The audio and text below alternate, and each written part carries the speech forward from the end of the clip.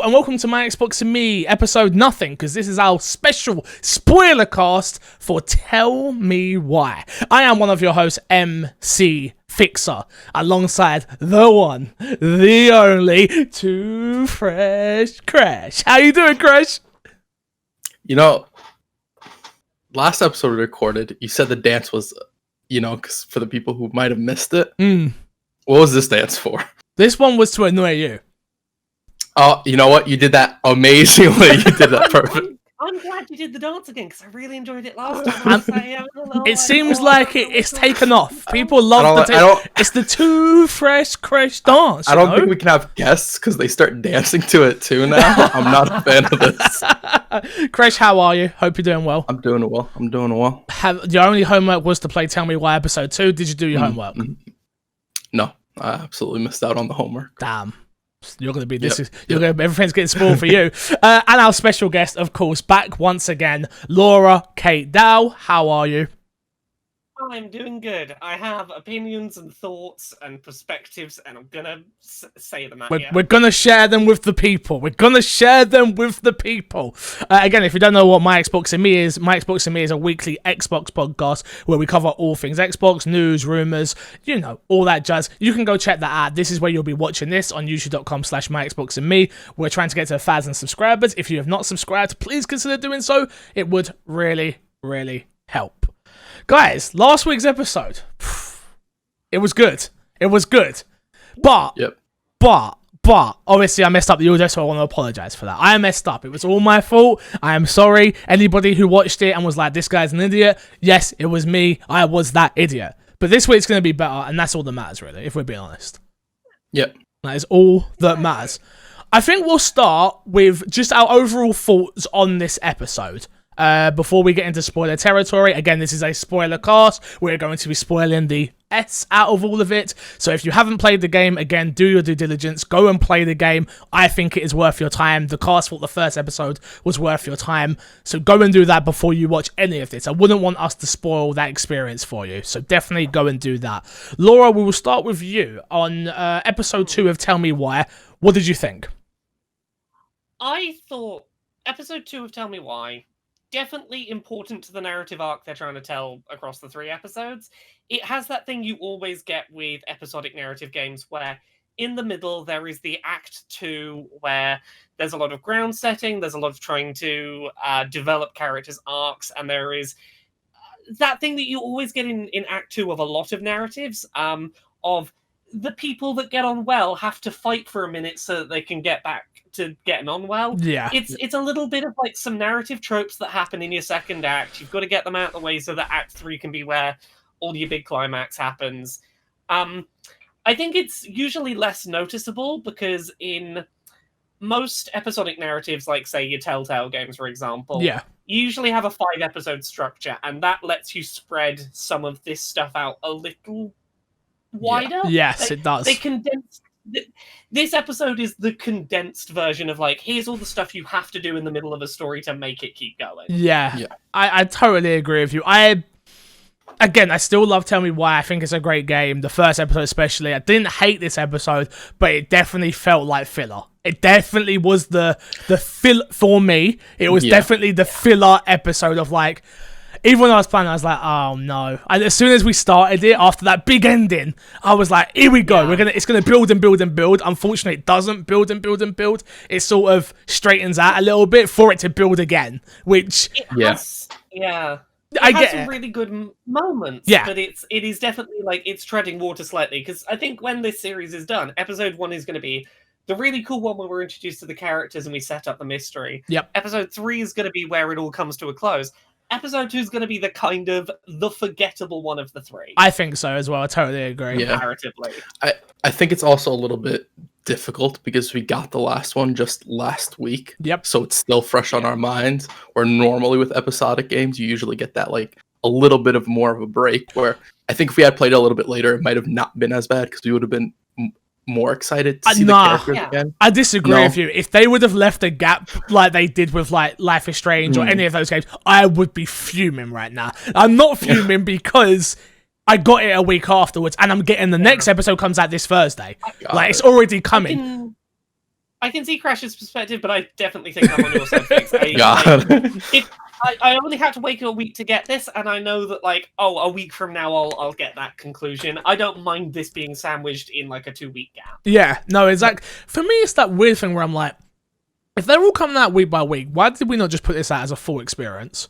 I feel like it would have flowed better as a full experience. Maybe not, maybe I'm wrong, but that low I wouldn't have felt. Maybe I would have, because I feel like I would have cut it up differently, because I probably would have played it then in 2-hour chunks instead of 3-hour chunks, if you know what I mean. So I still would have had the hype from that last hour in my next playthrough instead of the way it happens here. Do you know what I mean by that? Yeah, I get it, but I think you would still run into the same issue of, like, you have this really high, and then you go to this, like, sort of more of a lull period, more down to earth for a while.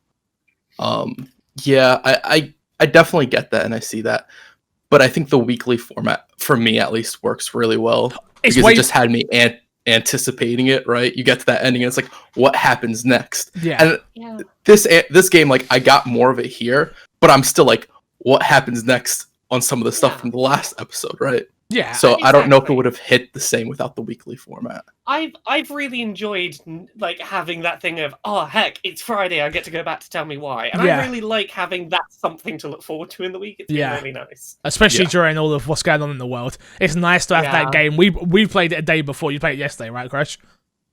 Yeah, and I played it on stream. I played it like 3 hours ago. Yeah. Oh, okay, cool. I was fresh in your brain. I played it yesterday on stream and was just like, okay, yeah, I can't wait to sit down and have that 3-hour block where it's just me and chat's there, but I'm kind of ignoring them through this game, where it's like, you are watching me play Tell Me Why. I am not interacting with you. I'm interacting with these characters because I care so much about these characters already. Okay, we can sort of get in a little bit deeper now of, like, what happened. The game opens up very much with them in the house. It's sort of, like I say, because it's so fresh in my mind, it's like that big climax, and it's like, okay, here we go. Now we're back to the house. They are packing up the house, selling things, trashing things, keeping things. What did we all trash? What did we all keep? Crash, what did you bin off? Talk to me. I trashed the one table you see in the beginning, the one big you start table off next to. I trashed that one. Oh no, that's a good table. I sold that table. No, the kitchen table. I sold that one. Yeah, I trashed it. Because when she's observing it, she's like, wobbly chair, wobbly table. I'm like, yeah, not trash that. I think the one table where it looked like they did all their drawings and all that stuff on, that table I think I sold. Yeah, I sold that as well. I don't think I kept anything. Oh wow! At all. I left most of the stuff in that house, other than the one wardrobe that was going to make all your towels go moldy. Because I was like, I forgot to go upstairs. Wait, wait. Oh no, you're on about in the I know what you're talking about. Yeah, you're on about in the bathroom. I thought you were talking about in the bedroom. I was like, I forgot to go upstairs. Oh no. Oh, there is stuff to see upstairs. But, I didn't do anything upstairs. I didn't go upstairs either. But yeah, my thinking was, as someone who's moved into a place that was completely unfurnished, I looked at all this stuff and went, I would be so fucking happy if I moved in a place and it had, like, this level of quality of stuff. I would be so thankful. Sure, I'll leave it here. Oh, okay. Yeah. Interesting. See, I went with the fact of I'm poor, and I'm poor in real life, so I'm selling everything. Everything that I can to make money, I'm going to make money. And in my head, it was like, the wobbly chair was like, I'll tighten that up with a screwdriver, we'll sell that off. We'll tighten this table off, we'll sell that off. I left everything there because I was like, this is an unused murder house. No one wants to buy the murder house. The more stuff I can leave here and be like, free table, free chairs. I go the opposite way. Yeah.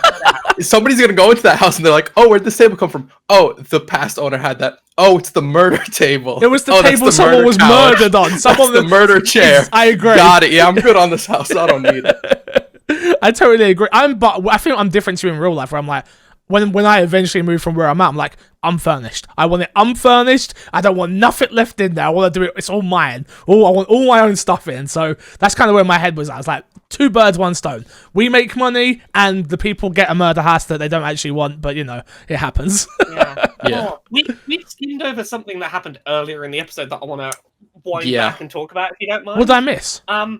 Right at the start of the episode, the kids are being told a bedtime story. Oh, of course they are. Yes. Yeah. And I wanted to talk about, like, I have theories about that story. I think that story is her talking about the kid's father leaving and her burying the wedding ring in the backyard because fuck you, get out of here. Yeah. Like, she seems real fucking emotionally upset by that story, and the story is about, like, I had to leave my great treasure behind and not be the queen anymore. Now I'm just the princess because I'm presumably no longer married to the king, who I think that is so setting up that the Mad Hunter is whoever their biological father is. There's a bunch of stuff that leads to that later, but like, I think that's what that story at the start's about. Yeah, I agree. I think the treasure is, we've already seen the treasure by the end of it, no? Yeah, I thought the treasure was the letters. The 2 letters. That's how I perceived it to be. Yeah. I assume that's what it actually is, but like at the start, my read was like, got it. Like the wedding ring, but it's like, it's something precious to do with their biological parent. Right, okay. I know we're kind of here, there, and everywhere. Was anybody let down by the treasure? I was super let down. I saw a cool box and then I saw 2 letters. And as a dyslexic guy, I'm like, there's no way on earth I'm writing things and leaving them in a box. It's not happening. Yeah. Reading? No, thank you. Leave me a videotape or something. I was a little disappointed. Not just that, it was more so what the letters contained, because I felt like it wasn't really anything. It wasn't deep enough, right? Super, yeah. But I think that's the point of it, right? To like hint towards something and not give you the answer outright. See, I had an interesting experience with those letters, because when I initially saw them, I was like, oh, that's not interesting at all, because 10 minutes earlier, I thought the game had told us who those letters were from anyway. Got ya. You know, when you're having that conversation with Tessa, I think her name is? Yeah. At the grave. Yeah. And she lets Sam's name slip and goes like, oh, look how well dating your mum went for his marriage. Yeah. And I'm like, oh, so obviously these are letters from Sam. And people have pointed out to me since, like, there's a bunch of people in this town who those could be from. It doesn't have to be. It was very much alluded to the fact that that Marianne sleeps around with married men and does what she wants, sort of thing. I think how close Sam's name getting dropped and those letters being shown came together. Yeah. To me, that made the letters a much less interesting drop, because I just went, oh, that's letters from Sam. And that was my whole takeaway from the letters. I didn't pay them proper attention. Yeah. No, I agree. It was that whole burning down. I know we're jumping everywhere. That's kind of what this is. And that's kind of why I like it, if I'm being honest with you. I like the fact we just sort of do what we want. There are no rules. But yeah, the whole burning down the barn for these 2 letters, I assume it was because whoever the biological father was doesn't know what was actually in there. Doesn't know the deep meaning of what's there, but it wasn't anything too bad anyway that was worth burning a whole barn down for. Come on. But we get the impression that, like, whoever the Mad Hunter is has done something, like, really fucking dangerous. Yes. Like, the impression I got from Marianne's interactions with him on the boat was, like, you are a danger to my kids level of whatever you do makes you a danger to children. Get the fuck out. And I think maybe there was a suspicion of whatever's in that box might be evidence of what I did, or something of that nature. I've solved it. Yeah, The Mad Hunter is the guy going through everyone's mailboxes and stealing their items. Boom! That's what he did. That's how bad he was. He keeps stealing the whole. Everyone's looking for him. What she has everybody's looking for him. He's going through the mailboxes. It's him. We know that. I've done it. It's done. Don't bother playing episode 3. I've done it. It's okay. Yeah. No, you figured it. Spoilers. Don't not gonna hire you. Folks. I mean, I'm open. I need the money. Winding right back to the start of the episode, just a nice little thing I really enjoyed. I loved them opening with the storybook animation of the story of the goblin. I thought that was really a really nice way to scene set where they've been so far. Yeah, no, I totally. I also agree. thought like the way the music would come in between like that beginning bit where you get like 3 different scenes. I thought the music in between that and like the way they set that all up was also really well done. It's a really long cutscene before you even get in to play to do anything. It's really. I was very shocked of like how lengthy it actually was. I'm like, I've been sitting there for a while and not doing anything. I'm okay with that, don't get me wrong, but it was was a nice touch. I agree with you. The music especially I really enjoyed. They've always got great music, don't they, though? Oh gosh, yeah. They did a great job of tone setting that intro. Like they made sure you were really in the right headspace before they got going with everything. Totally agree. I'd love to talk about Sam and the whole moment of when he gets to the house. Obviously, I've got a ton of things because obviously we spoke last week and we all agreed that depends on how we played it at, but Sam wasn't great in the way he interacted with Tyler, right? Like, it wasn't the best experience. Now, I was very much more on the side of, like, I think he was drunk. He was kind of caught off guard by the whole situation. And I didn't think he was necessarily a bad person. Laura, you didn't like Sam. You didn't like the way he was. You didn't like the way he approached Sam. How did this moment feel for you? Because I assume you've got thoughts. I don't know how much you both will have picked up on it, but what Sam does in this episode is a really common thing that friends and relatives of trans people do when you first come out, where they try really hard to give you overly gendered gifts to be like, hey, I'm very accepting you. And here it is, Tyler being given the knife, and it is every man needs a knife. It's a man gift. Knife for you, man. Yeah. And then here's your sister. You can have food. There's a woman. Yeah. Yeah. No, I caught that as well. That whole moment of like, and he keeps patting Sam on Tyler on the side as well. That was the part that got me. I was like, stop touching me. Stop you're going a little overboard. Me. Yeah. It's in the category of like the other thing you'll see people do to trans people is they'll mention their name way too often at that stage. It's the Tyler, Tyler, which is not how we speak. They'll always throw the name in just to be like, I'm doing it. And I mean, it's not bad. It's a sign that someone is trying to make a concerted effort to be less shitty, and it's not a bad thing. It made me laugh. I was like, someone trans had some input on this happening. I think that's like we said last week, and I think for me it's that opening my eyes to different perspectives of what people go through, and it then in turn allows me to correct my behaviour. Not that I feel like I've done anything to Sam's level, but I can imagine I've done it in my head where I'm like, my auntie is trans, and I've definitely been like, Ashley, and I'm like, oh, I've been that person, because I think it's me trying to relearn it in my own brain, and not like in a mean way or anything like that. It's just the fact of this is how I'm trying to learn how to deal with this as well, as if that makes sense, which doesn't make it right. It's never like, it's not like you've done something actively wrong. No, it's one of those things that like trans people will notice. I'm going to up my gendering just to make sure. Yeah, no, that totally makes sense. I on the whole thought that like this was, if you're gonna have Sam in episode 1 be like an aggressive drunk transphobe with a gun, this is probably the best you could have done in terms of like, okay, if he's gonna stop being as shitty, he's gonna have to make a bit of an awkward U-turn, and I think they played it quite well. Got ya. Crash, how was your experience? What did you think? I thought it was I agree. I think it was the best way they could have done that.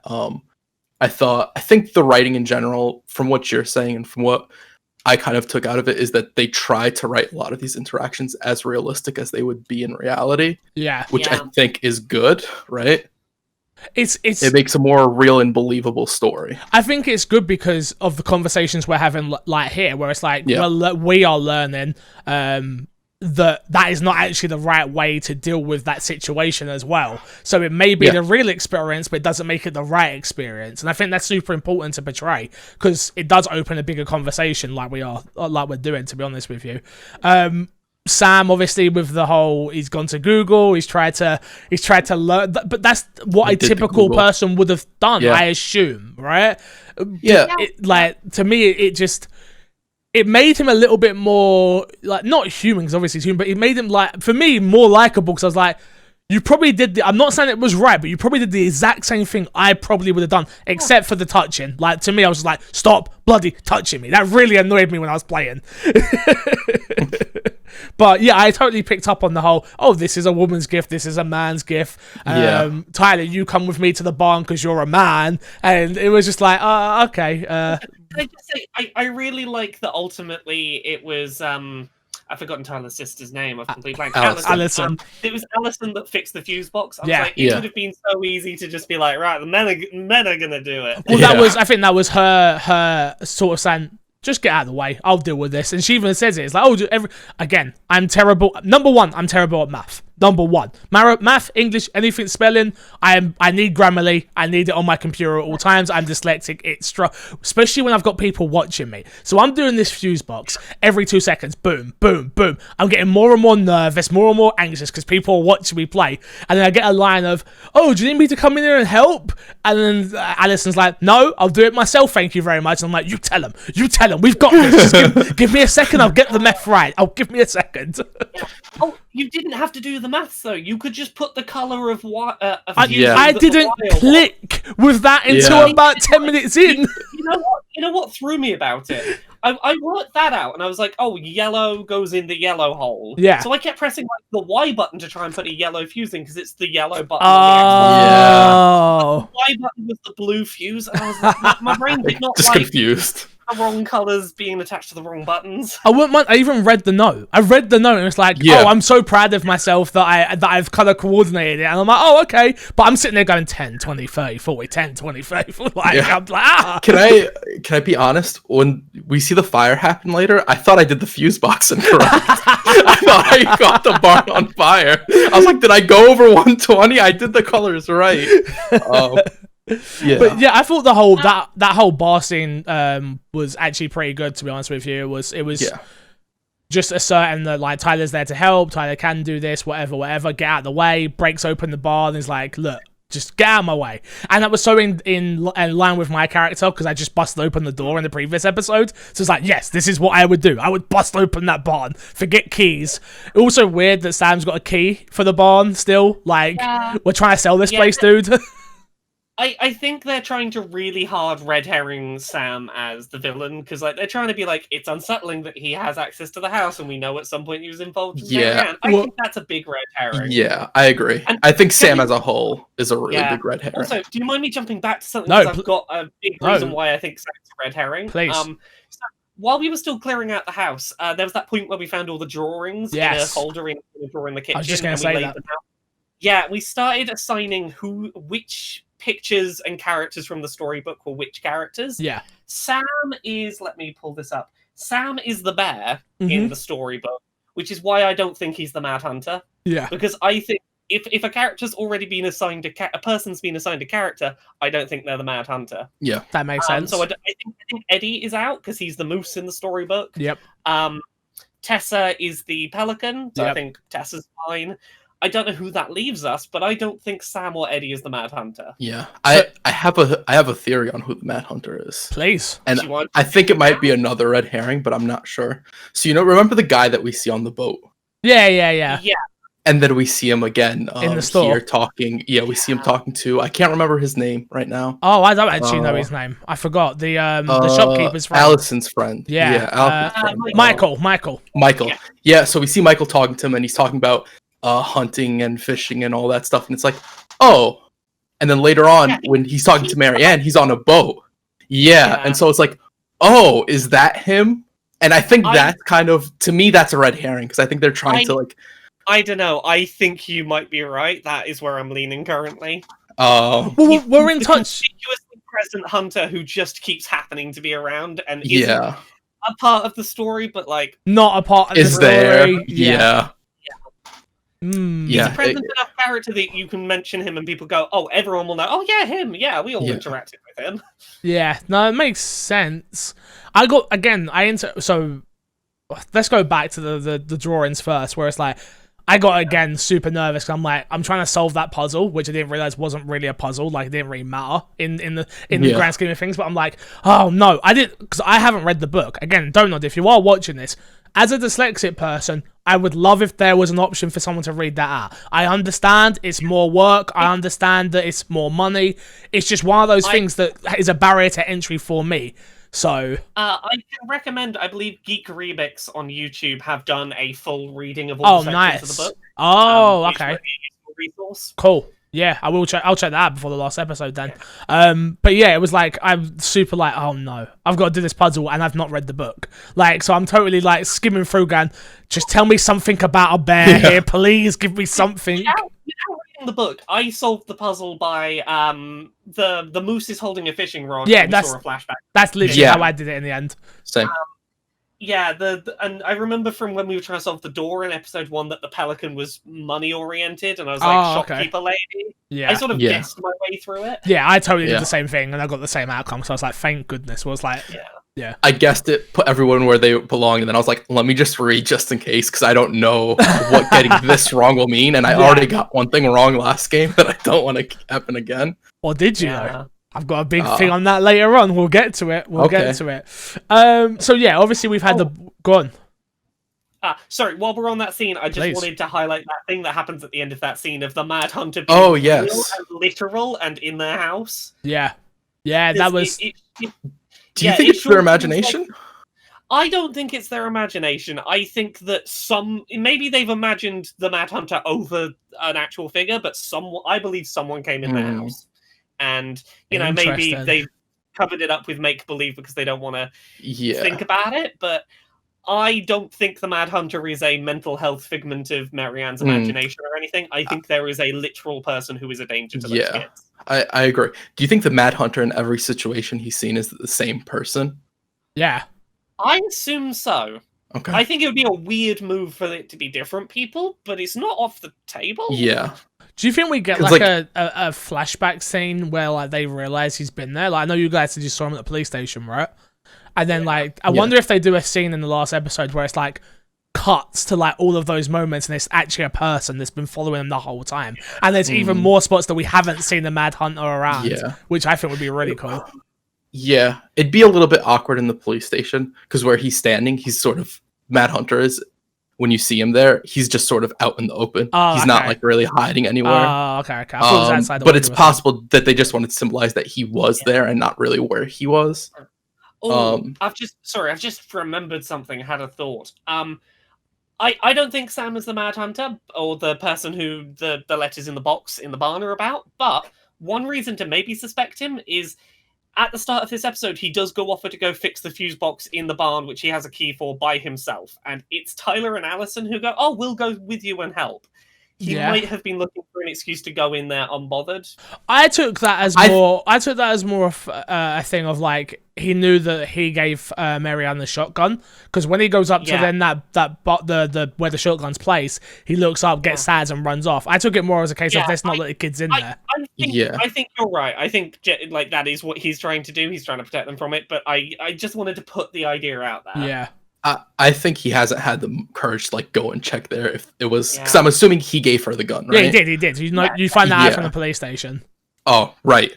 So I'm assuming that he just never had the courage to go in there and check if it was the gun he gave her. Yeah, and so he's given this opportunity. He's like, yeah, I'll go check out because this is something he's wanted to know. Yeah, because that's a big theme of this whole episode is people feeling guilty. Like every character that is not our main protagonist feeling guilty and assuming they're the reason that this all happened. Yeah, and that's his.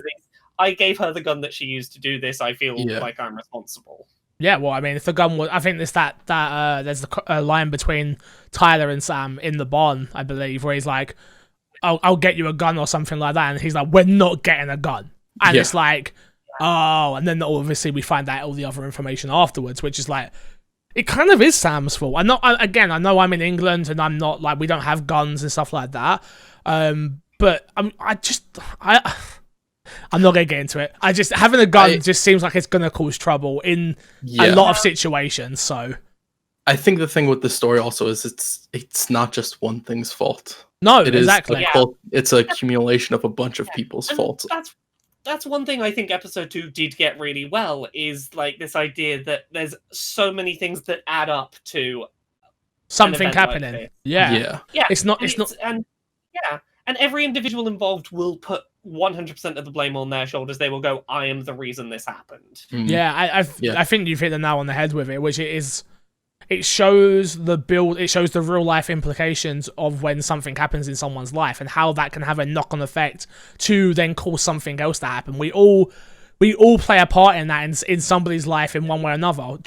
I try and do it to the best of my ability, happiness. But I know if I make my fiance upset and then she goes to work, she's a teacher, and then she has a bad day at work, I probably cause that because she's in a negative mind frame, which is exactly what this game sort of shows in a big way, which is like, lying and not telling the truth and whatever else happens can cause something like death to happen, and we all they all play a part in it in a big way, in my opinion. So yeah.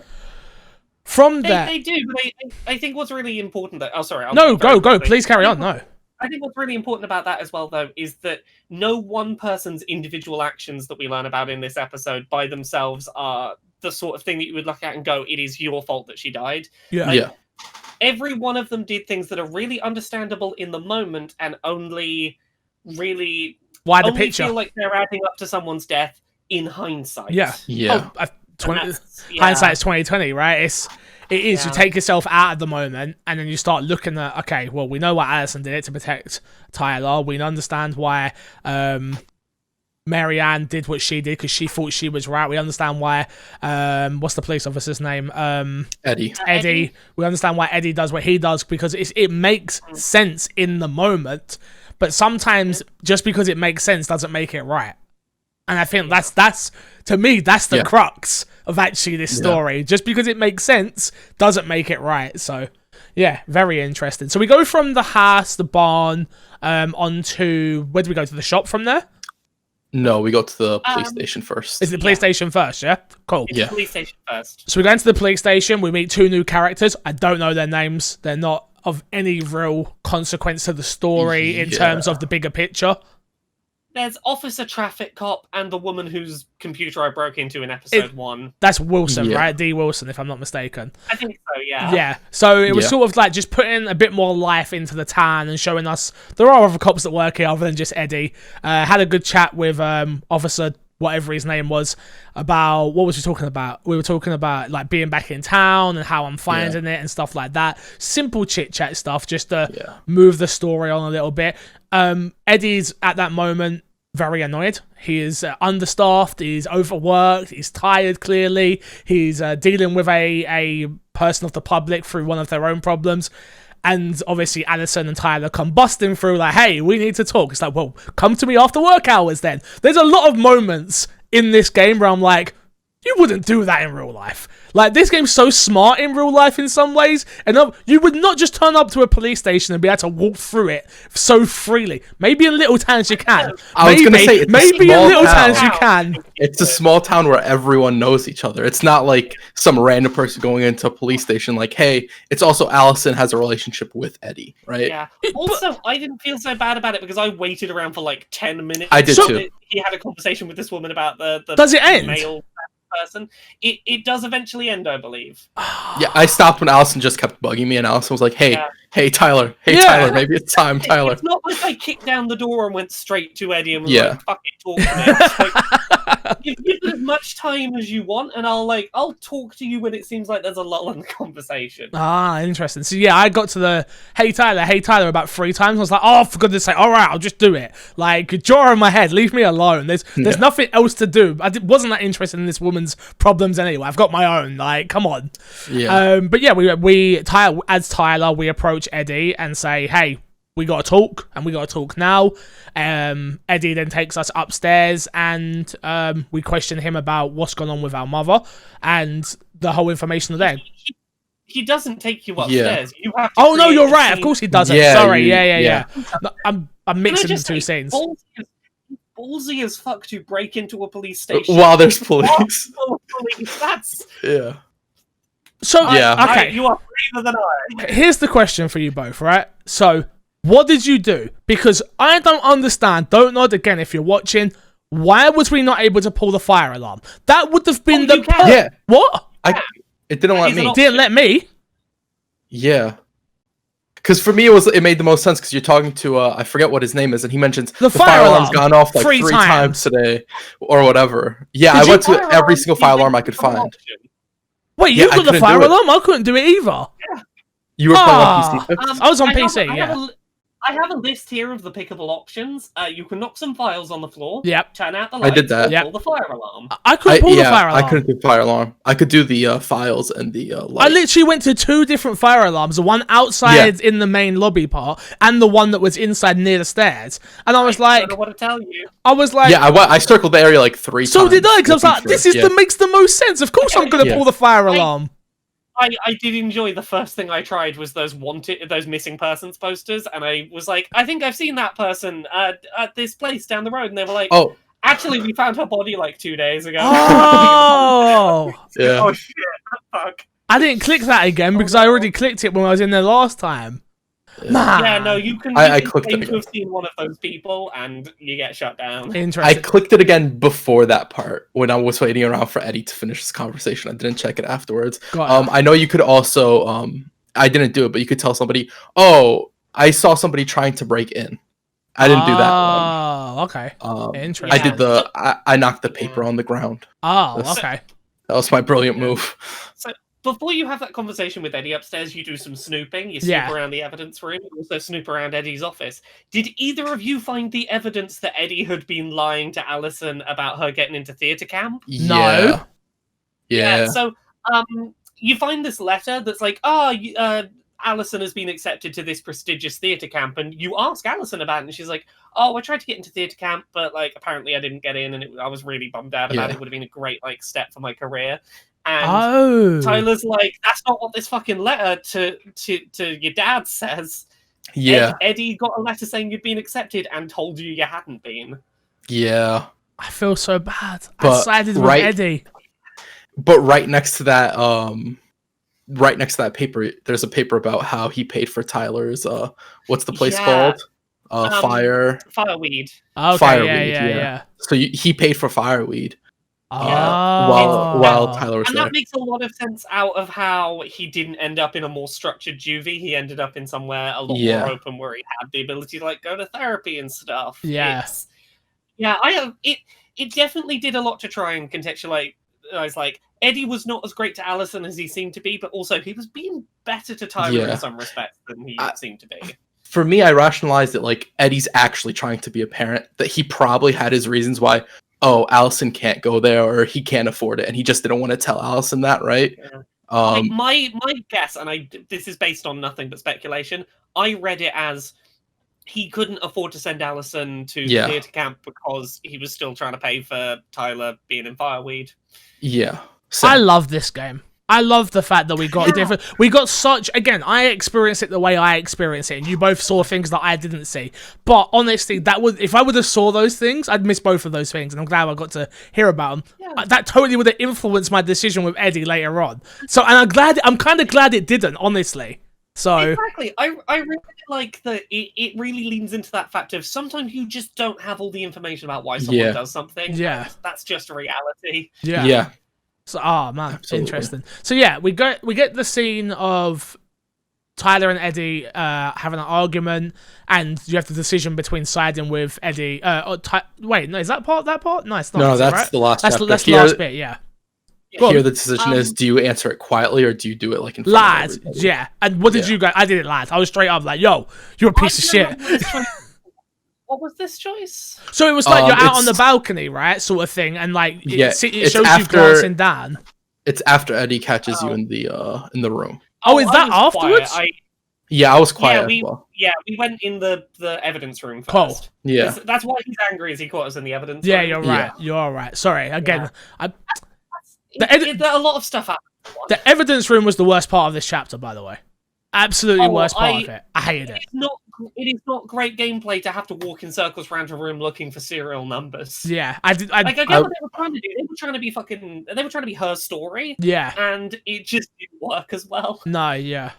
I kind of liked it. Oh, okay, good. Because I walked around once and then I remembered where all the boxes were, and I was like, "Oh, what are the numbers?" And I was like, "Oh, it's right there. It's right here," and I knew exactly where they were. My perspective might be different because I played it really late at night on stream, and I was too sleepy to remember where the numbers were. My perspective is I'm dumb and couldn't remember numbers, so I ended up getting a notebook out, writing down numbers, clicking boxes. I'm like, this is stupid. I hate this. I like the computer stuff, which they did with the tags, but the going to each box was just like, just get on with it. But the main thing we learned in there was Tessa originally reported Marianne to Child Services, and that Eddie backed her up on that, but also did give Marianne some heads up that it was happening. Yeah. So it was that thing by you're damned if you do, you're damned if you don't, right? It's his job, Eddie's job at that moment to do the right thing by these children, but also do the right thing as a person to give the heads up. And it was like, wow. I don't think either Tessa or Eddie inherently did anything wrong, considering the point Marianne was at. 'Cause, like, everything we know about Marianne was she was, like, turning up to work high. She couldn't afford to feed her kids, like, to the point that the one that sticks in my head is she was getting the kids to steal for her.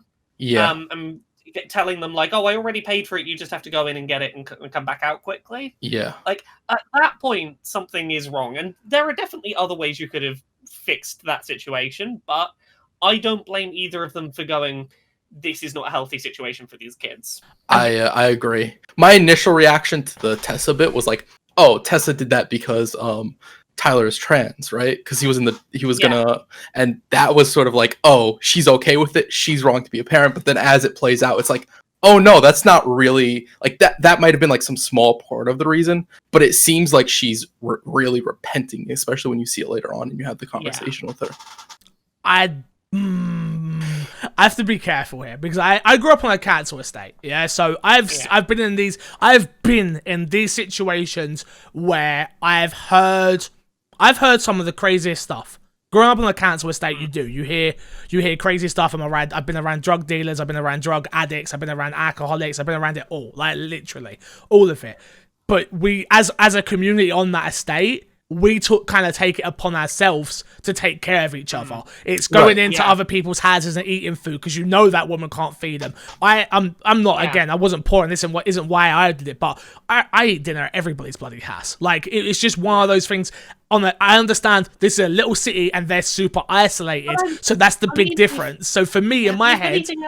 Go on. I'd have thought, if anything else, that would have made them a closer community and would have made them step in more to protect her. Everyone knows everyone. That's kind of why I didn't like the grass, and I hate it. I know it's catch-22. I know. I don't think grassing is necessarily the right way to go. No, I know. But, like, I can understand, like, Tessa specifically, I can understand how she got there because she had been trying to do the "I'm going to support you for a while" thing, and it seemed to be getting worse. Like, she had tried giving a job to her friend who was like constantly missing shifts, and she's like, it's fine, I'll still let her work here. She was she was not like hounding her for the fact that she owed her money. She was letting her take free food home after her shifts. She was trying to do everything she could to be like, I'm going to try and like lift you up out of this. I agree. And I can see why her response was, I can't do this alone. I feel like I need to. And again, I don't think that like that was the right thing to do. I think it's very understandable why she did it. Yeah. Go on, Crush. My whole thing with Tessa was that, like, from her point of view, she had a really close relationship with these kids, and she was like, I've tried. Marianne clearly, like, multiple people said it in this, where like Marianne just like pushed people away. She didn't want their help, right? Where for Tessa, it was like, I want to save these kids and I want to help these kids. And this is probably in her thought process the only thing I can do to help these kids that I do care about, that I do want to see them like prosper and live a successful life and live a good, happy life to the best of their abilities, right? The problem is you go into a system that isn't always the right system. And I understand why, and I think I'm probably more to it because, again, just the way I was brought up and my upbringing and stuff like that, and with the way I grew up, where I'm just like, I've seen the bad side of this, or I've heard about, I shouldn't say seen, I've heard about the bad side of this, where it's like, we did the right thing, yay! And then we find out that this kid's in a foster home where their parents don't care about them at all. So for me, it's like, try and do your best within the realms until it becomes abuse, and like all of that next, I don't feel like it got to that next level yet at Marianne's point. Yes, she needed a lot of help. I'm not saying she didn't. But calling social services is like, again, I'm so conflicted on it. I really am. I was super betrayed in myself. I was like, no. Yeah. There's no good answer to a situation where it's like, this woman will not accept help and her kids do not have enough to eat and the power's gone off in their house in the middle of winter and she will not let me help her. Yeah. And it's like, because like if you watch those flashbacks of like when Tessa and Marianne were getting on well, they appear to be such good, happy friends. And like, I imagine it must have taken a hell of a lot for Tessa to go, I am more worried for the safety of your kids than I am about maintaining my friendship with you. I know you will you will hate me after this, but I need those kids to have somewhere warm and food, somewhere warm to live, that they have food in them. Yeah, no, you're both right. You're 100% right. There is no good answer, but I I don't agree with what Tessa did either. I'm not a fan of it, but I understand it and I see where she was coming from. It's just tough, but I think that's sort of like a theme with this episode, like we were talking about. Everybody does stuff that they regret, and maybe there was a different answer to it, but at the end, your decision is your decision. The fact that I feel so conflicted about the situation, I think, is a testament to the writing. It's a great situation if we have this much to say about it. Yeah, not again. Take nothing away from this episode. Again, I wasn't as hot on this episode as I was the last one. Still fantastic writing. The characters still feel real. Everything still feels just as good as in the first episode. It just didn't flow as well for me. That's all. But yeah, that whole moment with Tessa really, again, I keep putting myself in these situations, forgetting I'm in London, the big city, where there's plenty of things going on, and you forget when you're in like a little town and like everyone knows everyone's business and things like that. It's totally different, totally different. So which is testament to how they make that world feel as well. Because you don't, again, you do see people in the shop, but not loads of people. You do meet a new character, but not. You do see Sam again. Like it's very good. It's very, very well done, in my opinion. Agreed. What did you all think of Eddie's choice to sign off on the child services thing, but to go and warn Marianne about it? I thought in his position, it's probably the best choice he could have made. Yeah. Because I think it ends up worse for him and people in general in the town, especially when you hear like, oh, they can't really get like people signing up to be officers there and all this stuff. That it's like he didn't really have a choice there. He had to go through with it, but he let her know. Picture how this would have turned out. Like, let's say this issue was brought to him by Tessa, and he said nothing about it. And then that night, Tessa tries to kill one of her kids. Yeah. And the paperwork is on the table that, someone reported this to me and I did nothing, and maybe I could have done something about it yesterday. Yeah. Like, I get the situation he's in.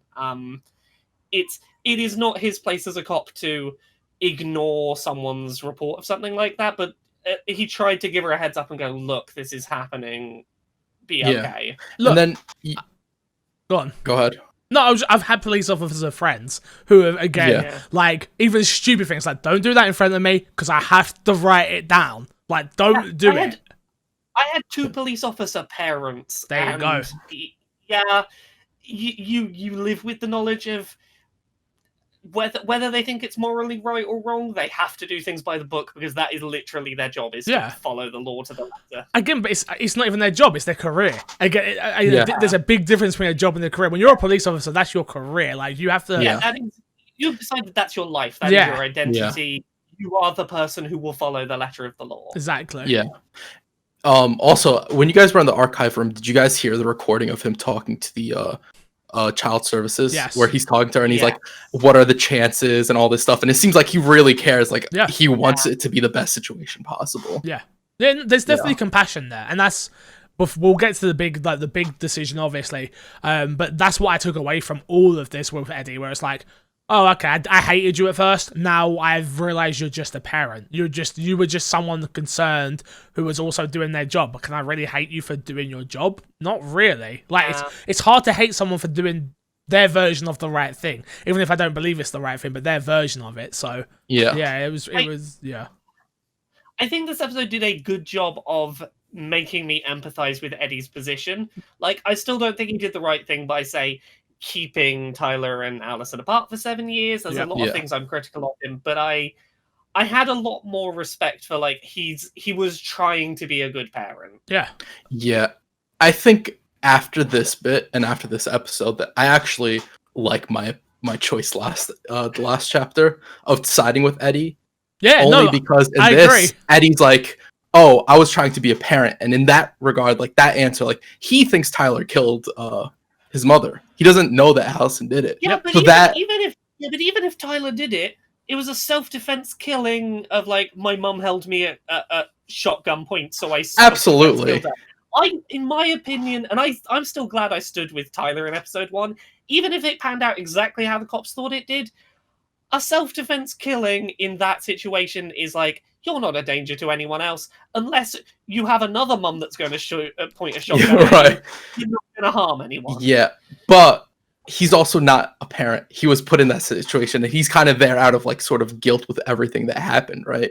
So it's not, he doesn't know the answers. He didn't choose to be a parent. They're not biologically his kids. So he's just sort of like working with the knowledge he has to do the best. And that's where I actually want to commend Eddie in a way, where he's like, he's going to other people and listening to what they say is best, as opposed to like sort of hard-heading it himself and like, this is just what I think is best. Which I think he made the wrong choices, but I think he tried to do the right thing of like following the advice of people who knew more than him. Whether he did the right thing after that or not. Again, it's that thing of like, I now look at my parents a little bit different. I've had a strenuous relationship with both my parents, and I'm like, oh, I think you've done the wrong thing a lot of the time in some of these situations, but maybe you just think you were doing your version of the right thing. And it's like, learn as you grow up. Again, I'm not young anymore. I'm 28, but you start learning. As I approach wanting to have kids myself, I'm like, man, my kid's gonna hate me too. But I hope I can do a better job of explaining myself a bit better. And I think that's the problem with Eddie. He doesn't explain things better. Yeah. He just does things and goes, what my mum always does to me, which is like, you're the child, I'm the adult. You're the child, I'm the mum. Like, it's coming down to that level and be like, this is why I've made this decision. Or no, you can't go to that school because I can't afford it because I'm paying for Tyler's this, or whatever it may be. It's like, you've got to explain those situations better.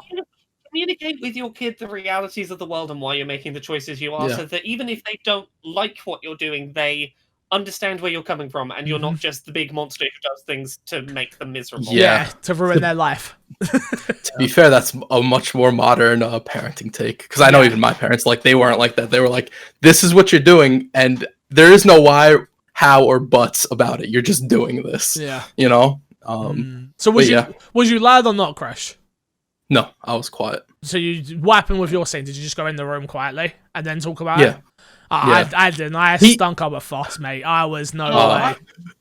I was quiet about it because I had just been caught in the evidence room. Yeah, I was like, I'm guilty here. I don't want officers who are not Eddie to have any fucking clue what I just did. Let's keep it within the family. Nope, mine was straight up, I don't give a crap if I've been caught. Arrest me. You ain't gonna do it. You ain't gonna do it. For me, it's also like, I got caught. Eddie said I can leave, and then I'm gonna cause a storm for him in front of everybody about what I did after he just said I could leave. Like, that's gonna look a little bit wrong, right? It was a bit of a dick move.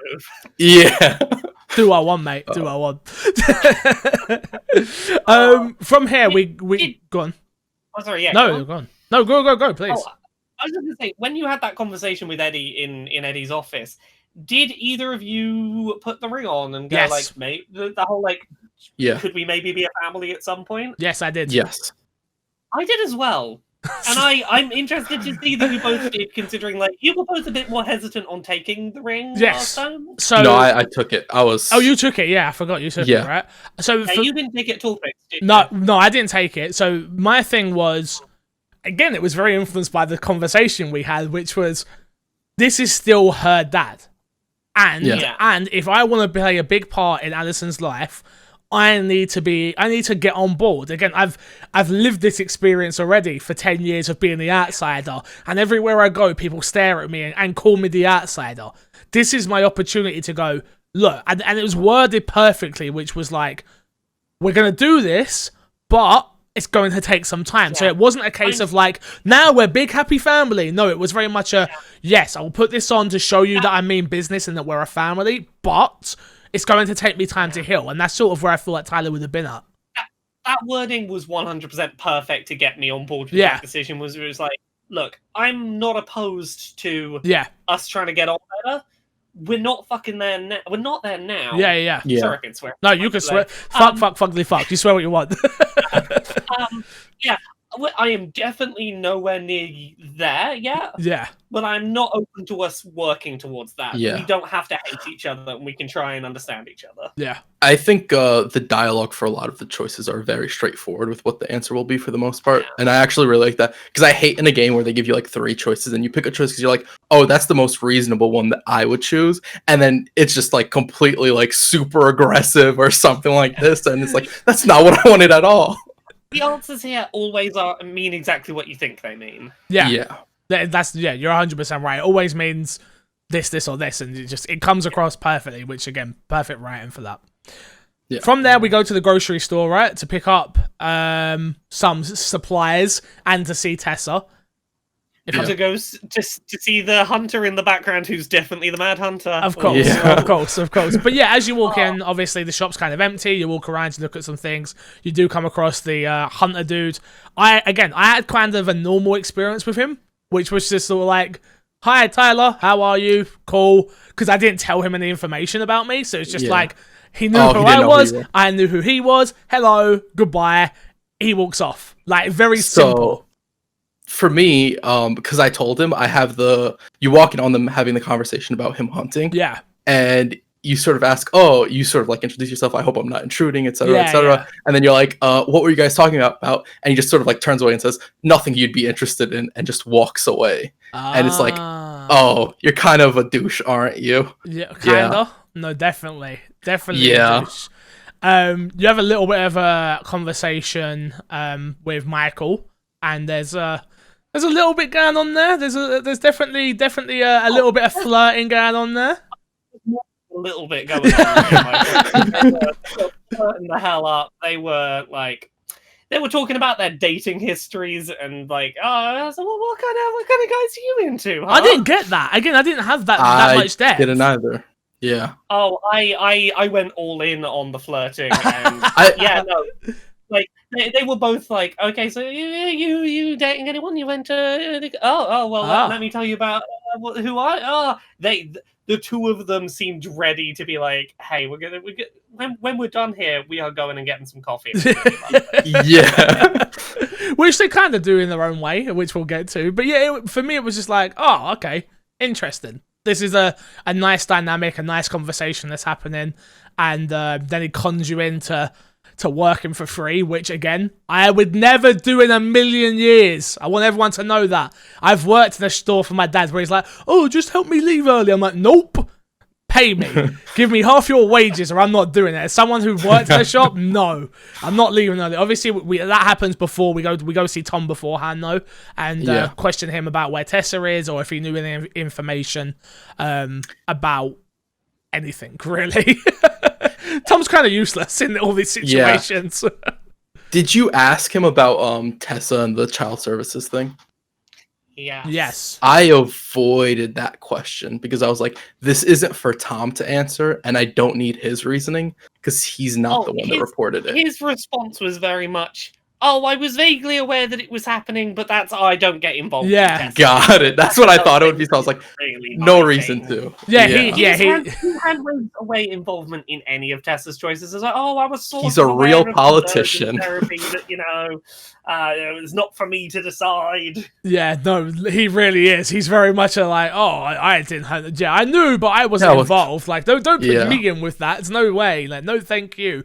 Yeah, Tom's pretty useless if we're being honest. He's just always like, I'm trying to get some information out of you, Tom, and you're just like, Tom's a nice guy. If I'm being honest, he just comes across to me like a nice person. He's not very.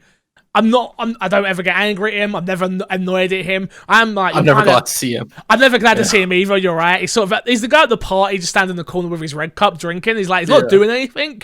He's just sort of there the whole time. And I'm like, you know what? Yep. What up, Tom? Yep, cool. Keep moving. Like that's all Tom is to me. But yeah, so you play as Tyler, and you go to the back room and do stock check with Michael, which again was a weird mini game type, a weird game mechanic of like, go here, okay, check, go here, find these things. Like, it felt more like a walking mechanic, like teach me how to walk. I'm like, I don't really get this. Like, this isn't fun. And then the next moment's really fun. So, go on, Crash. But before we get to this, there's something we skipped from earlier, and I want to touch on it before we move forward. There's a choice you have to make earlier on whose memory you choose. Oh yes, sorry, you're right. This is way before with you're right. And Eddie and the mother. Whose vision did you guys choose? So I learned from episode 1, and I chose the memory in which Tessa was being more unreasonable and Eddie was being the reasonable one. Mainly because I thought, look, if we're going to have a conversation with Eddie any minute, if I present this version of events to him, he's going to be more likely to open up about what was going on at the time. Whereas if I present him as the villain, he's going to be combative and he's not going to want to talk about the reality of the situation. Yeah. So you're talking about the one where like she's the sad one, not the aggressive one. Yeah. Is the choice you Yeah, picked. yeah. Yes. That's the one I picked as well. Yeah, same. Yeah. Okay. I picked So the none of one that us was saw going to paint Eddie in the best light because Yeah. mechanically I was like, I think this is going to be the one that gets us further with Eddie. Yeah. Yeah.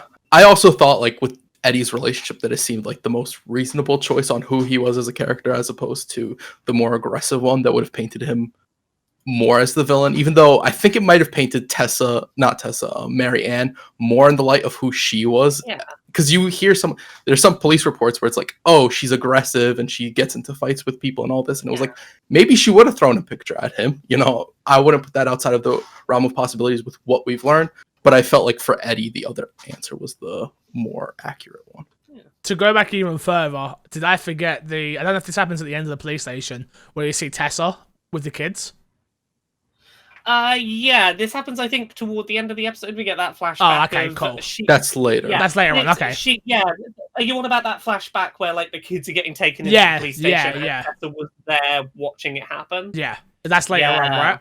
Yeah. Okay. I think it's later on. I struggle. I think it's after you, isn't it after you leave the police station? That's what I'm saying. I think it's after you leave police station. Yeah, so it would be it would be before the So yeah, that's I wanted to touch on that because I felt like that was super important of like you were there, you saw the impact firsthand, Tessa, you saw what you did. And it was sort of that weird thing where it's like, I wanted this to happen, but I didn't want this to happen, sort of thing. It was like, why are you here waiting? And Eddie's very much like, why are you here? You can't be here. Like, you've caused this, sort of thing. Like, you can't make something happen like this and then be like, I just wanted the best. And she's screaming, she just wants the best for the kids and stuff like that. And it was one of those moments where I was just like, I hate you, Tessa, even more. She's crying outside the police station in that moment. And I'm like, they cannot afford to send someone out to comfort you right now because there are 2 kids here who do not have a mother anymore and like they need to be the fucking priority. Exactly. So sorry, I'm fast forward again. So we go to the stock room, we do that. Go on. Yeah, I just say I've really liked getting to see it. This is just a thing for trans representation in media. It's so rare that you get to see trans characters just have nice, pleasant flirting with characters in general. Yeah. Very rare that you get to see any kind of relationship with a trans character. More so than that, it's very rare to see gay trans characters get to be interacting with non-trans gay characters and the 2 of them just hit it off and it's not a big deal that one of them's trans. It was such a natural thing. I was so happy to see it. Yeah, that was something that obviously I was going to bring up actually, which is like dating someone that's trans is obviously something that a lot of people are going to go through. Like they're going to, if they finding that situation out, right, finding out that information. Was it portrayed correctly where it was just like, for me, it seemed like very much Michael was already in the loop, already knew more information than most people knew anyway, and he already built up Tyler in his head of who he was. So once he saw Tyler's looks, it was just like, oh, I like you a lot already. Like, and that's like a normal interaction, right, with anybody, and that's how it should be, which is, I already know who this person is, I've heard so much about them, oh my god, they look gorgeous, I want to talk to them. Here's the thing. Someone being gay doesn't automatically mean they're going to be less of a transphobe. Like there are gay people who hate trans people. That's a thing. Yeah. But generally speaking, I'm very glad that they went with portraying a gay relationship for Tyler because generally speaking, most gay people are more up to speed on LGBT stuff in general and are going to be less. There's going to be less of a learning barrier of, oh, you're trans. How do I readjust to that? Yeah. Speaking from personal experience, I think most gay people are pretty good at being like, yeah, I'm going to see you for the gender you are, and if I find you attractive, it's not going to weird me out that you're trans. Yeah. When you get into like straight relationships portrayed with trans people, like, fun fact, did you know in I believe about 2/3 of US states, if you sleep with a trans person, you can murder them afterwards and go, I panicked because they were trans, and that is called the trans panic defense, and that is a legitimate defense that you can use after killing someone. Like, what? There is the trans panic defense and the gay panic defense, which the gay panic defense has been like brought down over the years, but the trans panic defense is still a thing in like 2/3 of US states. This idea of, I found out you were trans and that weirded me out and I panicked and I killed you, that's a legal defense. That's ridiculous. And that's the thing, like so often when you portray straight relationships involving a trans person, you have this thing in the back of your head as a viewer or a player going, is this going to go, oh, they didn't realize I was trans and they're going to freak the fuck out? Yeah. With a gay relationship being portrayed, I was a lot more confident of like, this is probably just going to be nice and wholesome. Yeah. Yeah. I felt it was just portrayed very well from Michael's side.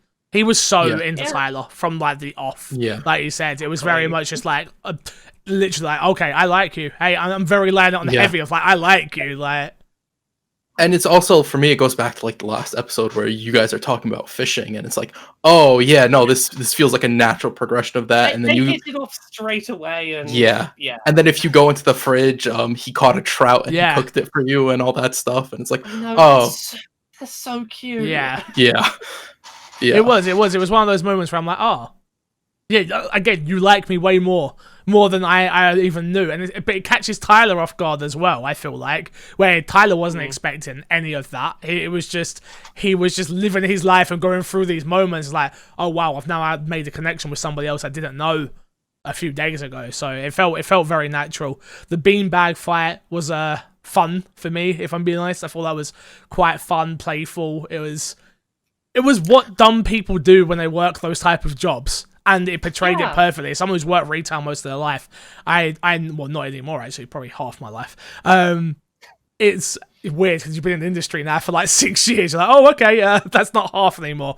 But yeah, it was nice to see. I've done it. I worked at McDonald's. We've done stupid things, running around the staff room and doing dumb stuff like that before. So it was nice to see that portrayed. So, and especially with the dolls that, we're gonna get in trouble for wearing these. No, they're not the right ones. It's like, yeah, literally, that's the dumb stuff you would do, kicking them around the shop and stuff. So yeah. Yeah, I enjoyed it. I like those two. They're real sweet. Yeah, I like that whole moment. I will say, just one aside, I don't like the playing through the fight of like throwing stuff. I wasn't a fan of that. That's more of a gameplay thing than anything else. Why? I really like the moment itself. I don't know. It just felt weird. I would have rather them give it to us in sort of like this cutscene type thing. Nah, I like playing it out. Playing through it. I like playing it out. I needed something to do. Like something. They got to give you stuff to do. And this is. Yeah, I guess. I feel like that was like the perfect level of like, here you go, here's something to do now. I will say it's not going to be the end of the world. Yeah. Just have some fun with it. Yeah. It also wasn't long, so while I say I don't like it, it's not like I felt it was a negative impact to the game. It's not like I think it shouldn't have been in the game. It's just any of those awkward moments usually are over quick enough. You can just get back to good stuff. See, but I get super competitive. I'm like, 3, here we go. I've got him 3 times. Here we go. I got him 3-0. Clean. This is Call of Duty right now. Twitch shooter. Like, oh wait, no, just go here. Was the throw. Click, there you go. It's done. After that, we go to one of the most uncomfortable scenes for me personally, which is them going to track down Tessa in the graveyard. I felt like this was the biggest miss for me in terms of its writing, because I don't see them two as characters that would go running after someone if you know that someone is going to mourn their mum, which turns out that wasn't what she was doing. But if that's what they were doing, I do not take Tyler or I'm forgetting her name, Allison, for either of those characters to be the type of people that would run down someone to be like, in a graveyard, I'm gonna have this conversation. I just don't. I don't believe it. I think that it was slightly lessened for me by the fact that like they were clearly also there to support Michael and to go visit the grave themselves, and it wasn't just get in, go find her, shout at her, leave. Yeah. But yeah, you're right. Like thinking about that as an overall concept, it is a bit weird. Yeah. That's probably not it. She's going to be in a bit of an emotional state. Probably don't go have a go at her now. Talk to her tomorrow. Yeah, no. I agree. I think there's 2 other things that lessen it for me. The whole thing at the police station where it's like, they barged in on Eddie. I don't think they care about barging in on her. On top of, at this point in time, they probably view her more as a villain than anything else, or as like a person until they have that conversation with her. That's part of it. Like, until they have that conversation with her, they don't know that she feels in any way guilty, and like they don't know that she's not still a raging transphobe. I can see them being like, fuck you, I don't care if you're at a funeral. We need answers. Also, like, I think part of it is it's made very clear in this episode, Tyler is really intent on finding these answers right the fuck now, whether it makes other people uncomfortable or not, because it's one thing that happens at the end of this episode. Allison really doesn't want to go diving into those memories at the end, and Tyler pushes her to do it. And like that makes me feel like Tyler might be the kind of person who would be intent enough on solving this that he would go hassle someone in a graveyard. Because even that whole time, Allison's kind of against it, and Allison's sort of like, I don't really want to do this, but I guess since this is the last thing, you know. I took that more as Alice just didn't want to be in the graveyard because her mum was there, more than the fact of her not wanting to see what's her face. So I thought it was a bit of both. Okay. Yeah, because like for me, throughout this whole story, Allison's always been like, I don't necessarily want to find out what happened. I don't want to know everything. I made peace with this. I don't want to keep digging up the past. Yeah, because Allison's the one who killed her mom, so she doesn't want to. She doesn't want anything to do with any of this. That's why she's sort of like, I just want to like throw everything away.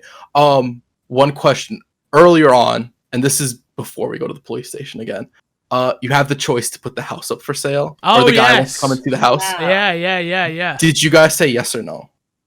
I said yes, and I in the moment, like, I can see in hindsight why it upset Tyler. No. But in the moment, I was like, look, we're trying to sell the place. That's why we're here.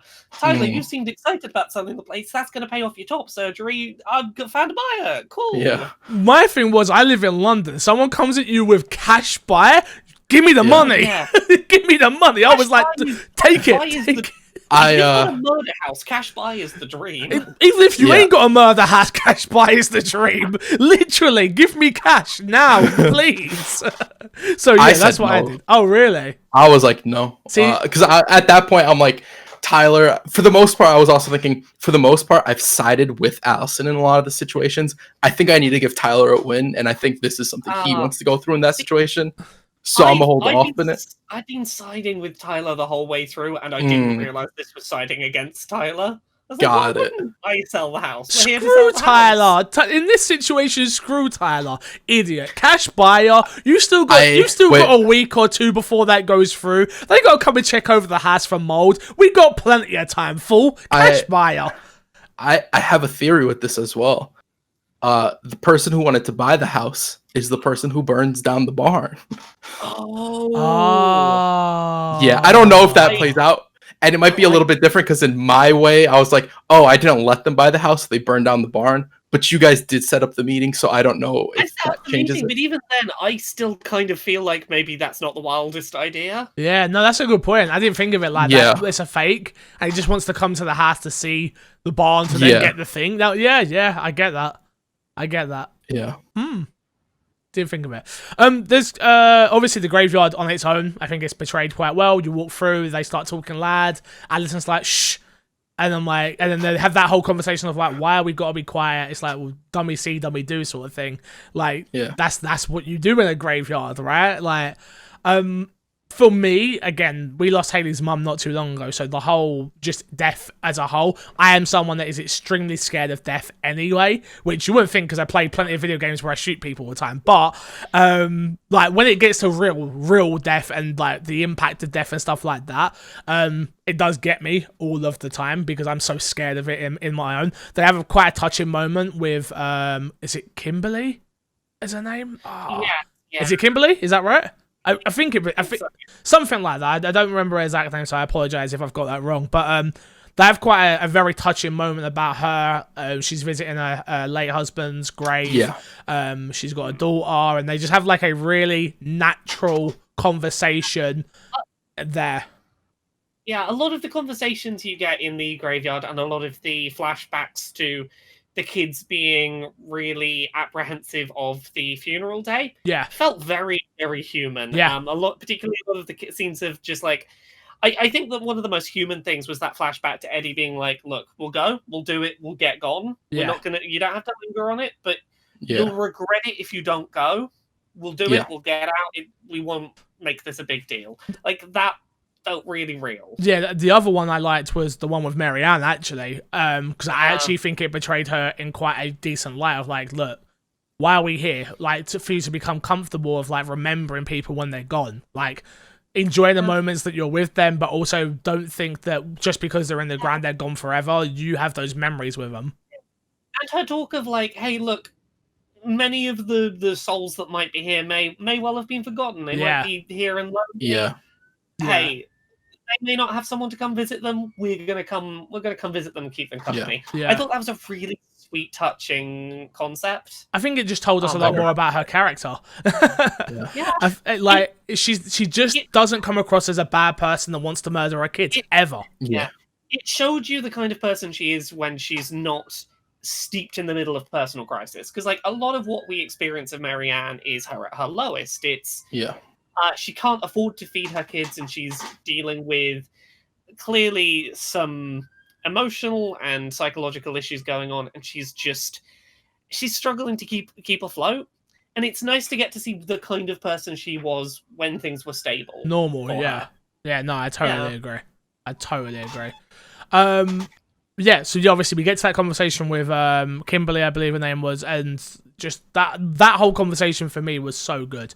It was just an open conversation between three adults talking about death and talking about, like, the ramifications of death and moving from a big city to a small city and not wanting to leave because you feel like they're leaving them behind, but also knowing that they wouldn't want you to be stuck somewhere you're miserable and you're on your right. It's just the whole thing come together so well for me. You guys actually had a conversation with her? Yeah, I spoke to her. Oh, I just walked by her. I didn't want to, like, intrude on her. I think there's, like, 3 people you have conversations with in the graveyard. Oh, I only had a conversation with one. I had a conversation with nobody because I also saw Michael off in the distance. I didn't see him. I didn't go talk to him. I had a really lovely chat with Michael.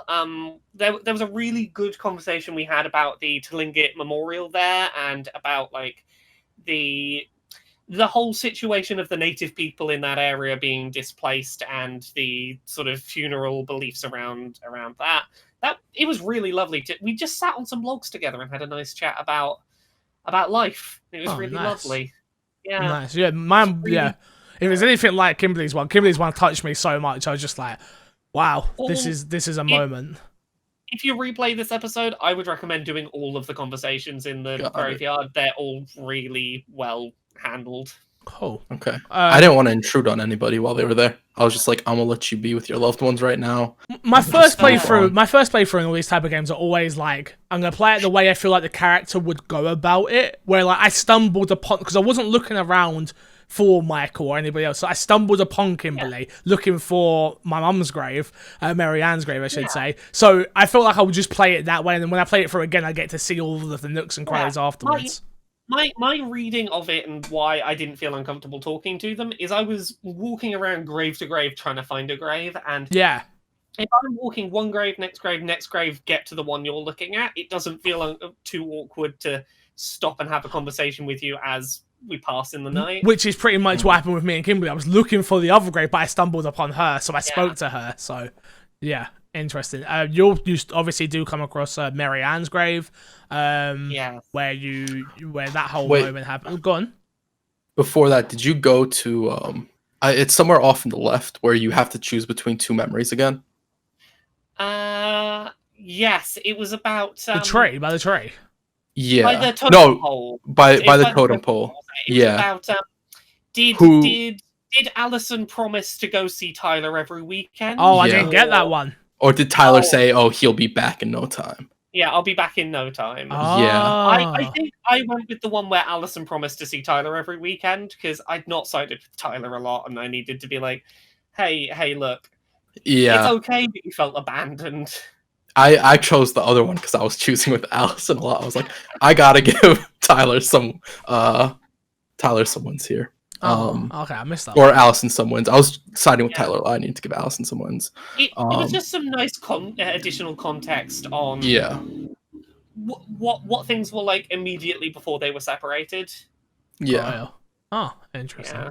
It's so wild that you miss so much. You can miss so much in a game that. So much interesting stuff. Yeah, there is. Yeah. There really, really is. It's nice. It's nice though because it does add to that replayability. Sorry, and it does make me want to go back because it's written so well. It does make me want to go back and experience those moments myself. So, yeah. Yeah.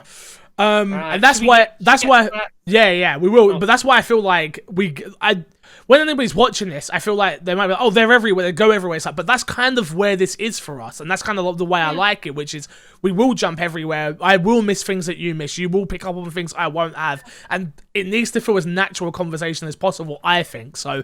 Hopefully, people are liking it. Interconnect in weird orders. Yeah, it's not. Yeah. It's not a game that works well for linearity. No, exactly. Yeah. Exactly. But yeah, feel free, go on, of what happens. Yeah, I guess let's get to the Tessa conversation. So, summed up really simply, Tessa feels real fucking guilty for calling child services social services. Yeah. I mean, makes a lot of sense.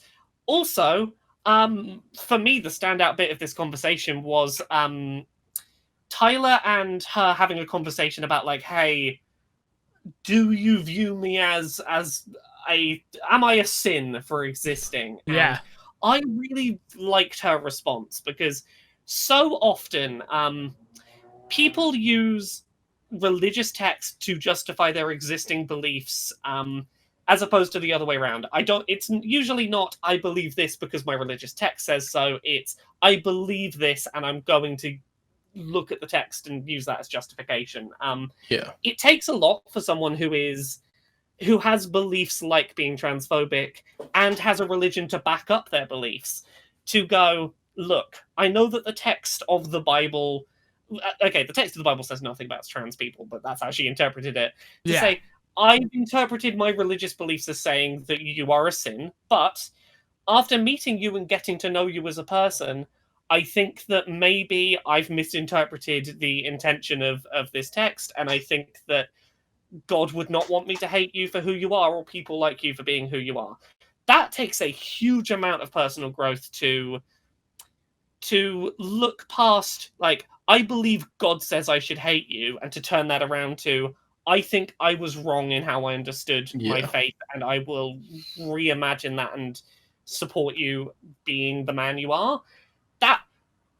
That was the thing that won me around to being like, Tessa, you are redeemable. I think Tyler puts it really well in response to that. I can't remember if it's an option that gets you to this, but in my playthrough, Tyler said something to the effect of, if we cannot forgive those who learn and change and grow, then what are we even doing? Yeah. And like she seemed like she genuinely, legitimately had done some introspection and had gone, I am wrong to feel the way I feel, and I am working on it. Yeah, I will accept that you have grown from that. I'm not going to hold it against you what you believed in the past. Agreed. I also think the bit with that you have with Marianne earlier, where she's talking about visiting everyone, like being there for the dead people who maybe have gotten forgotten. There's a bit where Tessa's talking about it, and it sort of like echoes the same sentiment of like, people get forgotten here all the time. Like, I've been taking care of this, like, so she doesn't get forgotten. And that, along with what you said, just sort of like helped me, like, okay, maybe it is time to sort of like forgive her. I think in general, with Sam, Eddie, and Tessa, this episode did a really good job of taking someone who in episode 1 I'd gone, fuck you, and really turning them around and going, look, I get it, you're trying. I really felt like they did a good job of turning around my perceptions of these characters. So funny, I literally just watched my gameplay back because I couldn't remember exactly. We had very different responses. I got literally, I could hear my voice saying "fuck you, Tessa," because her response was pretty much.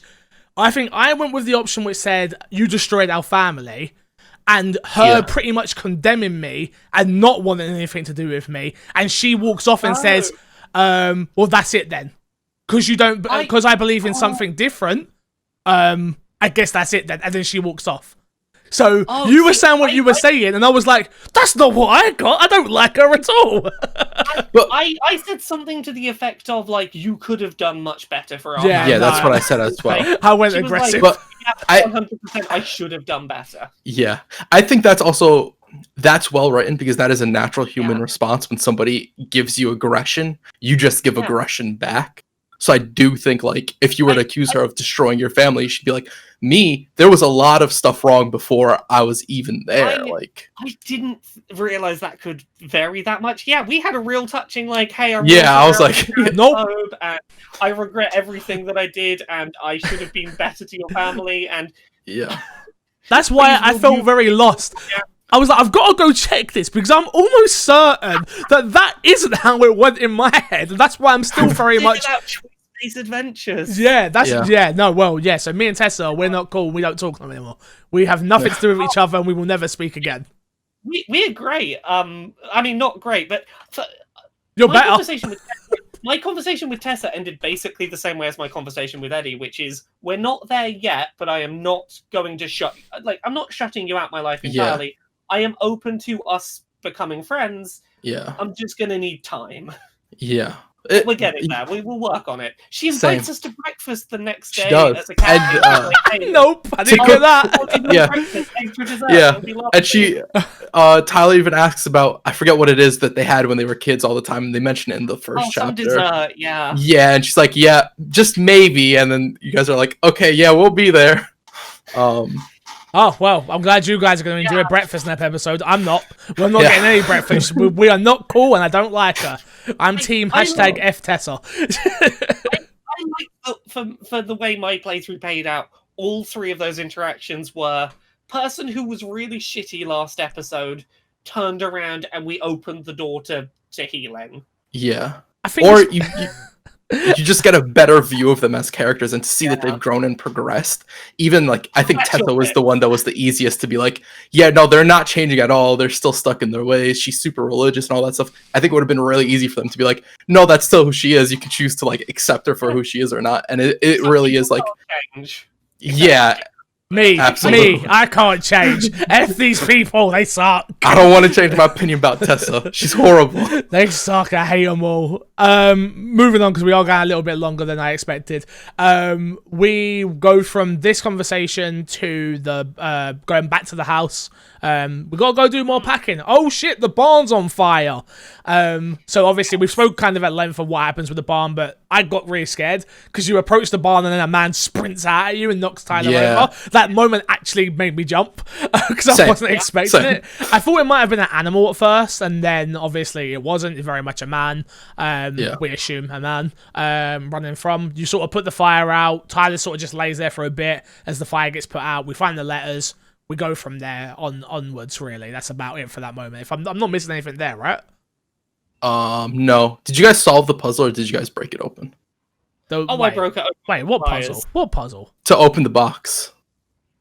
No, I did the numbers. Zero. It was zero. It was on the book. Yeah, I solved the puzzle. Yeah. It was on the book drawn. It was on the book. Yeah. I didn't find the numbers. I just found a pair of pliers and cut the lock off. No. Yeah. So if you read the story and you actually do the you hit the button for like it to enlarge in the text so you can actually read it, you're at a huge disadvantage because the answer isn't in the text, it's in the drawings around it. But the game does say, oh, she wasn't very much one for writing numbers. And as soon as that line come, I was like, oh, perfect, it's in the book drawn. Let me just see the code done. I will say for like the puzzles, if you do want to answer them, the game gives you a lot of hints that don't give you the answer, but point you in the right direction. Yeah. That also isn't overly obvious. Like, hey, it's right there. Look at the bottom of the page. Yeah. You know? No, I thought, I do like that. I liked that moment of like, it felt like I accomplished something when I clearly didn't, but it felt great. Puzzle and it felt great. But I like thinking that option as well. I busted open the door though, and you solved that. So I solved the door in the house because that's a fancy ornate door in a house. That's great. I don't want to have to fix that to sell the house. Nah. Yeah, there's a box buried under the floor. It's gonna be thrown. Get me the hell in. Yeah. Nope. No, thank you. No, thank you. We already spoke about the letters. Felt a little bit left down by those. They just sort of give you a bit of information about your biological father and what's going on there. Very confusing. That's clearly what we're going to find out and be wrapped up in the next episode. I'll be honest with you. I'm not in love with the whole biological father route. If I'm honest, we don't know for certain that's what it is. It does feel very much that though. I really hope it's a red herring because I'm not a huge fan of that being the answer to the whole thing personally. Yeah. I wouldn't be opposed to it. I think it just has to be done right if that is the answer. I think there has to be something more than this character was your dad. I think there has to be something else they layer with it, and I'm curious to see what that is. Yeah. Agreed. So I have a theory around all these flashbacks we see at the end. So I can't remember the exact order they show up, but we see the flashback of Marianne on the pier. Yep. The Mad Hunter is on the boat, and she's like, "If you ever fucking come back here, I will kill you." And she's pointing the shotgun. Yeah.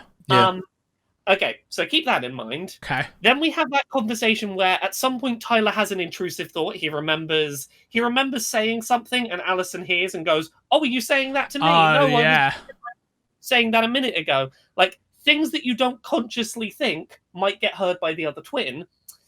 Wrap this all together. I've seen a really interesting theory, which is, when Marianne is chasing young Tyler with the shotgun, and Tyler hears, "I'm going to kill you." Yeah. That might not be Marianne saying that to Tyler. That might be Marianne remembering saying that to the Mad Hunter. Because it's the same line delivery. That would make sense. Oh, yeah. It might be her. She's got the gun in her hand and she's thinking... Like, let's say she knows the Mad Hunter's out there and she's thinking about that last time. It's like, "I'm going to kill you. I told you last time I saw you I was going to kill you." And Psychic Tyler hears, "I'm going to kill you," and assumes it's at him. That's actually a really good theory, because the story you have to read to open the lockbox is actually the story of the two goblins getting the voice. And oh, I never read that. I need to read that. Yeah, so it's how they get the voice, and someone gives them the voice, but the two of them can only hear each other. So what if the mother has the voice as well? Yeah, my theory is that the mother has the voice, and maybe even the Mad Hunter has the voice. I think that more than just Tyler and Allison have the voice, and I think that is part of what's going on here, is that I think that "I'm going to kill you" was not said out loud. It was a thought that their mother had. And it was thinking about the Mad Hunter, who she thinks is maybe around somewhere. If we go back to episode 1, do you remember when Marianne's sitting on the bed on the phone, and she's talking to someone on the phone, and she's like, "The kids hate me, blah, blah, blah, blah." We never actually see a scene of the kids saying how much they hate her, ever. So maybe she can hear those thoughts, and maybe she can hear what's going on. Yeah, and maybe that's why she does all the drugs and stuff. Because she's starting to spiral out, because the kids are starting to be more annoyed. Yeah. Or is she potentially spiraling because maybe she's losing control of it? She can hear too many people's thoughts, and that could be it as well. That could be it, yeah. So I have another theory on the Marianne had the psychic voice as well, which is, if you read Tyler's diary, where Tyler was convinced, "You read my diary, that's how you know I'm trans." The diary never mentions being trans. Ever anywhere. I haven't read it. If you read that diary, it never actually mentions it. This is just Tyler's assumption, is that that's where the information came from. I reckon Marianne had that book of raising your transgender child because she read Tyler's mind and was like, oh, I better learn to sort this out if that's going to be a thing. Yeah.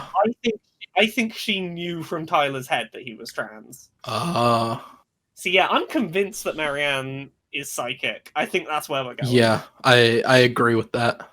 Damn, we just cracked this open. This is open. No need to play the third chapter. We got it all already. Now I'm more excited for the third chapter to find out how it actually ends. Yeah, no. I think this chapter in general did a really good job of answering some of the questions we had in the last one, but sort of deepening some new ones, but also like adding some new questions in different areas as well. It answered just enough questions to keep me hooked to keep going. Yes. Yeah. I thought that the whole thing at the end of Allison walking off and being like, "I'm not going further into these memories," made total sense. And if you're going to have an end of Act 2, the siblings not getting on well and having to come back together, that's a justified reason.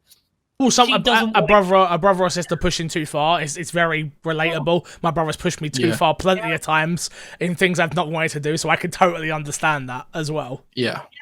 And that's the thing, and I get why Tyler's so much more pushy than Allison, because Tyler is like, I want to find proof that my mother didn't kill me because I'm trans, whereas for Allison, it's, if that situation isn't what we thought it was, I might have stabbed Mum for no reason. Yep. Yeah. And there is an incentive for her to not unravel this, because it might be, I did something wrong without having all the facts. Do you think we could get a split on the ending where it's like, this is the episode to speculate, guys. It really is. Could this be the one where it's like, you pushed too far and now this relationship is done. We were already not strangers because obviously we're related, but we already didn't know each other. We know each other, but you're not the person I actually want to know anymore.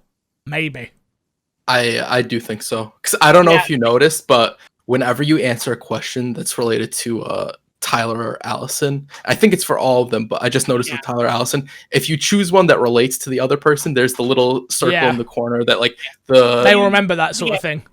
Either get closer together or farther away. That's definitely the end of episode 3 is going to be whether they are still together or not at the end. Like I think you'll. Oh, sorry. Yeah.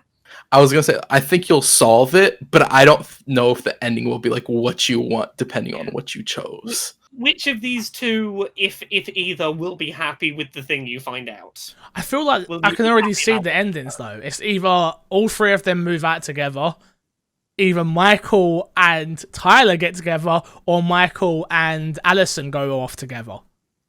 I think there'll be more flavors to it than that. I think that. I hope so. Yeah. Yeah, one thing we didn't address that I just wanted to bring up quickly is the stab wound isn't what killed Marianne. Yeah, the drowning. Yeah, did you find this fix? Yeah, I did. Yeah, she died of drowning, not of the stab wound, which makes sense. I wonder, when the kids ran off to be like, "Fuck, we need to call the police," did the Mad Hunter sneak in and do a strangling? Would she have been fine if not for the Mad Hunter coming in and finishing her off? You gotta be realistic though. They were, how old were they when they killed Marianne? Like 10-ish. Yeah. It probably was just a flesh wound. Really? Like, maybe not because it was from behind, and kids do have incredible strength in like dire moments. We know that. That's through. We've seen it happen. It's but that she fell over in shock because what the fuck I just been stabbed. She's just like, Allison? What happened? Yeah. Yeah. Yeah. Interesting. So that's just something I want to throw out there before we get to episode 3 is were potentially neither of the kids responsible for the act of killing her. Yeah. I also just want to touch up on the fact that they really emphasize this a lot of times in this episode how the memories we see aren't necessarily what it is, how they both have different memories and how these are just their memories. So I wouldn't be surprised if some of what we see in the past isn't what it appeared to be, and we sort of revisit some of the memories we've been to already. The only other theory I want to throw out quickly is if we're considering that more people than Tyler and Allison have the psychic ability, is it possible to implant an incorrect memory to one of them? I'm putting that out there purely in case of maybe they both remember it as Marianne came at them with a shotgun and they had no choice. Yeah. What if Marianne was not actually coming at them with a shotgun and that's just how it appeared because Mad Hunter was psychically fucking with them, maybe? Oh, maybe. Maybe. In the story you have to read for the lockbox, the person they get the voice from does have the ability to steal people's memories. Not steal them, but like get rid of their memories, and they're her memories now. So maybe something like that would be possible, and I don't think that's too like outside of the realm of possibilities with what they've touched upon in the story. Wow. I'll be damned. We've done it again. Another cracker, everybody. I'm proud of you all. Let's plug and get ourselves out of here. Laura, we'll start with you. Where can people find you and keep up with your work? Laura K Buzz everywhere. Twitch, Twitter, YouTube, Patreon. I stream Mondays, Wednesdays, and Fridays at 10 p.m. UK, 5 p.m. Eastern, 2 p.m. Pacific. Every Friday, I upload an episode of Accessibility, which is a show about accessibility and representation in the games industry. I do a bunch of podcasts and other things. LauraKBuzz.com. You'll find all the links there. Go, go, go. Crash, what are you plugging this week, dude? At Kreshnik Plays on Twitter. Follow me. That's about it. Basic guy. He's a basic guy. You can find me everywhere at MC Fixer. Again, thank you to everyone that has watched the first episode. It did really well for us, and I can't wait for you guys to hear this one. Leave your feedback below if you want to see more of this on the My Xbox and Me channel with spoiler cards. Anytime we can work with Laura, we will. I promise you. And it's been fantastic doing this. So thank you all for watching. Until next time, I will love you, leave you, and see you all later. Goodbye. Goodbye. Bye.